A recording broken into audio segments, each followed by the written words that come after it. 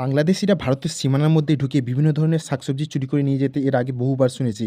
এবার বাংলাদেশিরা ভারতের সীমানার মধ্যে ঢুকে গম চুরি করে নিয়ে যাচ্ছিল, যেটা ভারতীয়রা প্রতিরোধ করে।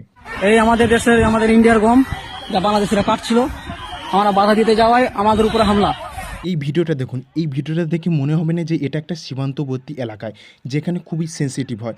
বাংলাদেশিরা এবং ওখানকার বিজেপি আর্মিরা সবাই সহযোগিতায় এই ইন্ডিয়া থেকে বিভিন্ন ধরনের শাকসবজি বা বিভিন্ন ধরনের চাষাবাদের জিনিসগুলো চুরি করে নিয়ে যায়।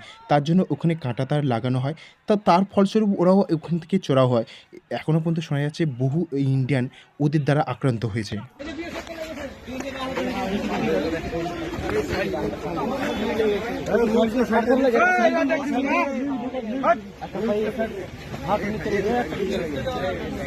দেখি যাবে একটা হাত দিতে লেগে আর একটা দেখে লেগে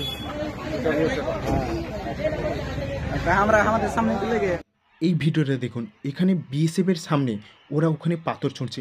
মানে বাংলাদেশিদের অভ্যাস আছে, আমি জানি, পাথর ছোড়া। তাই বলে এই প্রকার যে কী কারণ, না ওরা চুরি করতে এসে সেই চুরি বাধা দিয়েছিল বলে ওরা পাথর ছুঁড়ছে এবং এসে আক্রমণ করছে।